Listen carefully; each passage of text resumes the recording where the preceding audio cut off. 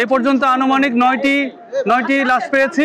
রাজধানীর মিরপুরত পোশাক কারখানা ও রাসায়নিক গুদামত ভয়াবহ অগ্নিকাণ্ডে নিহতের সংখ্যা বাড়িয়ে তিয়াইয়ে 16 জন, আহত হইয়ে অন্তত অর্ধশতাধিক। ফুরিজন্য বোধকিয়ারে আশঙ্কাজনক অবস্থায় রাজধানীর বিভিন্ন হাসপাতালত চিকিৎসালয় নিয়ে গিয়ে 14 তারিখ গভীর রাতিয়া মিরপুর 11 নম্বর সেকশনত অবস্থিত উগ্র বহুতল ভবনের তৃতীয় তলাত থাকা পোশাক কারখানাতুন আগুনের সূত্রপাত হয়। মুহূর্তেই আগুন ছড়াই ফিরে পাশর রাসায়নিক গুদামত। ধার্য পদার্থ থাকায় আগুন দ্রুত তীব্র উঠে। যে উপরে মালামাল যেগুলো পুড়ে আপনার হয়ে গিয়েছে, বেসিক্যালি আমরা ধারণা করছি যে এটা কেমিক্যাল, যে প্রথমে একটা বিস্ফোরণ টাইপের হয়েছিল যেখান থেকে আপনার মানে বিষাক্ত গ্যাস, যেটা খুবই টক্সিক, যেটা খুবই ফ্ল্যাশ ওভার হয়ে ওই বিল্ডিংয়ে আসে। আমরা ধারণা করছি কিন্তু বিষয়টা যে এটা ইনহেল করে তাৎক্ষণিক ইনারা হয়তো মৃত্যুবরণ করেছেন।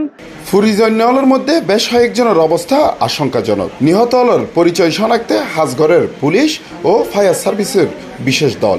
ঘটনাস্থল ঘিরিয়ে হান্দানি আর আহাজারিত বাড়ি উঠছে পুরো এলাকা। আমাদের পাশে যেই কেমিক্যাল গোডাউনটি রয়েছে, আমি এইমাত্র দেখে আসলাম যে এটা এখনো ভিতরের দিকে আগুন জ্বলছে। সুতরাং এটা কিন্তু আসলে রিস্কি। আমরা ওখানে কাউকে অ্যালাউ করছি না, ইভেন ফায়ারটা দিয়ে অ্যালাউ করছি না।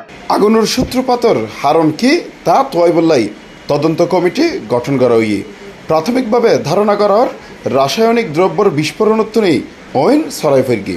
যে উপরে মালামাল যেগুলো পুড়ে আপনার হয়ে গিয়েছে, বেসিক্যালি আমরা ধারণা করছি যে এটা কেমিক্যাল, যে প্রথমে একটা বিস্ফোরণ টাইপের হয়েছিল যেখান থেকে আপনার মানে বিষাক্ত গ্যাস, যেটা খুবই টক্সিক, যেটা খুবই ফ্ল্যাশ ওভার হয়ে ওই বিল্ডিংয়ে আসে। আমরা ধারণা করছি কিন্তু বিষয়টা। প্রিয়জনরা হারাইয়ে শোকার্ত তারা বেগুনের স্বজনল। অন্যমিক্ষা দিয়ে নিরাপত্তা প্রশ্নে নতুন করে আলোচনা তাইছে নগরীর বাণিজ্যিক ভবন কিংবা বড় বড় দালানিন।